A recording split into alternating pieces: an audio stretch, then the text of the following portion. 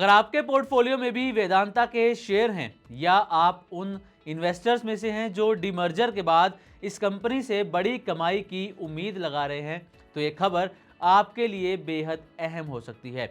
दरअसल क्योंकि डीमर्जर के तुरंत बाद कंपनी के अंदर ऐसा बदलाव हुआ है जिसे पहली नज़र में लोग छोटी खबर समझ सकते हैं, लेकिन मार्केट एक्सपर्ट्स इसे फ्यूचर स्ट्रेटजी, मैनेजमेंट कंट्रोल और शेयर होल्डर वैल्यू से जोड़कर देख रहे हैं। अब सवाल यह है कि आखिर अनिल अग्रवाल डीमर्जर के तुरंत बाद कंपनी में क्या बदलाव कर रहे हैं, नए बदलाव के पीछे क्या बड़ा प्लान है, क्या ये सिर्फ एडमिनिस्ट्रेटिव चेंज है या फिर आने वाले समय में शेयर होल्डर्स के लिए किसी बड़े संकेत की यहाँ पर शुरुआत है। और सबसे बड़ा सवाल, क्या वेदांता का ये कदम आने वाले महीनों में शेयर की दिशा तय कर सकता है। तो चलिए वीडियो में समझने की यहाँ पर हम कोशिश करते हैं कि आखिर वेदांता के अंदर चल क्या रहा है। तो सबसे पहले समझते हैं कि पूरा मामला क्या है। दरअसल हाल ही में आप जानते हैं कि वेदांता का डिमर्जर हुआ है और डिमर्जर के बाद वेदांता ने अपने ESOS ट्रस्ट यानी कि employ stock option scheme trust में बड़ा बदलाव किया है। कंपनी ने नए ट्रस्टीज नियुक्त किए हैं और ये बदलाव 1 मई 2026 से प्रभावी भी हो चुका है। पहली नज़र में ये खबर आपको सामान्य लग सकती है, लेकिन कॉर्पोरेट वर्ल्ड में ट्रस्ट स्ट्रक्चर में बदलाव अक्सर लॉन्ग टर्म स्ट्रेटजी का हिस्सा माना जाता है। और इस वीडियो में बने रहिएगा क्योंकि आगे आपको बताने वाले हैं कि आखिर आपके ऊपर, यानी कि अगर आपके पास वेदांता के शेयर्स हैं या फिर आप लेने की प्लानिंग कर रहे हैं, तो आपके ऊपर क्या असर हो सकता है, आपके लिए इस खबर के क्या मायने हैं, ये आगे बताने वाले हैं।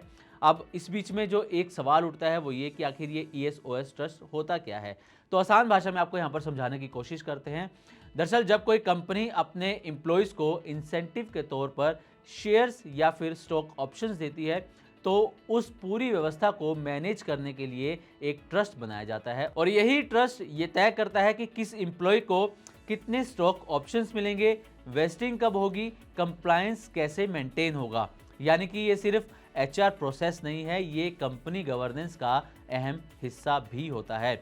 अब सबसे बड़ा सवाल कि आखिर ये बदलाव अभी क्यों किया गया। तो दरअसल असल वजह है वेदांता का मेगा डिमर्जर प्लान। 1 मई 2026 से वेदांता का बिजनेस रीस्ट्रक्चरिंग ऑफिशियली लागू हो चुका है।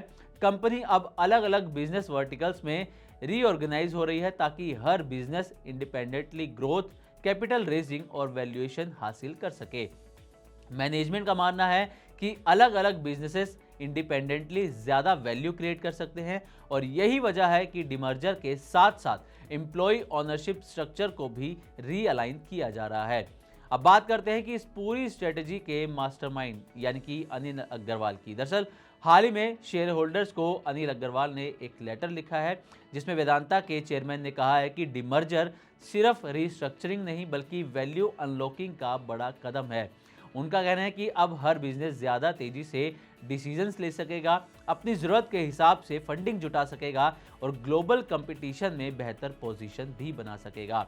अब अगर नंबर्स देखें वेदांता के, तो FY26 को कंपनी ने अपनी हिस्ट्री का मजबूत फाइनेंशियल ईयर बताया है। कंपनी के मुताबिक रेवेन्यू करीब 1.25 लाख करोड़ रुपए रहा पूरे FY26 के अंदर और प्रॉफिट आफ्टर टैक्स यानी कि पैट लगभग 25,000 करोड़ रुपए के आसपास रहा है। इतने मजबूत नंबर्स के बीच मैनेजमेंट अब अगले ग्रोथ फेज की तैयारी में दिखाई दे रहा है। अब आता है सबसे अहम हिस्सा, निवेशकों के लिए इसके क्या मायने हैं, क्या मतलब है। तो पहला संकेत या पहला मतलब जो हो सकता है वो है कॉर्पोरेट गवर्नेंस। दरअसल जब कोई कंपनी रीस्ट्रक्चरिंग के तुरंत बाद ट्रस्ट, बोर्ड या मैनेजमेंट स्ट्रक्चर में बदलाव करती है तो मार्केट इसे गवर्नेंस अलाइनमेंट के रूप में देखता है। मतलब कि मैनेजमेंट चाहती है कि नई बिजनेस एंटिटीज के साथ इंसेंटिव स्ट्रक्चर भी अलाइन रहे। दूसरा संकेत ये कि टैलेंट रिटेंशन। दरअसल वेदांता जैसे बड़े नेचुरल रिसोर्सेज ग्रुप के लिए एक्सपीरियंस्ड एम्प्लॉयज़ बहुत अहम होते हैं। जब बिजनेस मल्टीपल एंटिटीज में स्प्लिट होता है तो एम्प्लॉयज़ के बीच अनसर्टेनिटी बढ़ सकती है। ऐसे में updated ESOP structure talented workforce को बनाए रखने में मदद कर सकता है। तीसरा संकेत, फ्यूचर लिस्टिंग और कंप्लायंस। दरअसल नई एंटिटीज के मार्केट डेब्यू से पहले यानी कि लिस्टिंग से पहले गवर्नेंस फ्रेमवर्क को मजबूत करना बेहद ज़रूरी होता है। ट्रस्ट रिस्ट्रक्चरिंग इसी प्रिपरेशन का हिस्सा माना जा रहा है। अब एक और एंगल को आप यहाँ पर समझने की कोशिश कीजिएगा और ये एंगल है डेट का एंगल। दरअसल वेदांता लंबे समय से डेट स्टोरी को लेकर चर्चा में रही है। मार्केट एनालिस्ट का मानना है कि डिमर्जर से बिजनेसेस की फाइनेंशियल विजिबिलिटी बेहतर होगी और डेट एलोकेशन ज़्यादा ट्रांसपेरेंट हो सकता है। यानी कि इन्वेस्टर्स अब ज़्यादा साफ तरीके से देख पाएंगे कि किस बिजनेस पर कितना फाइनेंशियल बर्डन है और किस बिजनेस में ज़्यादा ग्रोथ पोटेंशियल है। यही वजह है कि छोटी दिखने वाली ट्रस्टी अपॉइंटमेंट भी मार्केट में बड़ी खबर बन जाती है। अब एक और सबसे बड़ा सवाल ये कि आगे निवेशकों को किन चीज़ों पर नज़र रखनी चाहिए। तो 3 बड़े पॉइंट्स हैं। पहला, नई एंटिटीज़ की वैल्यूएशन कैसी रहती है। दूसरा ये कि डेट डिस्ट्रीब्यूशन किस बिजनेस पर कितना जाता है। और तीसरा, मैनेजमेंट एग्जीक्यूशन ग्राउंड पर कितना मजबूत दिखता है।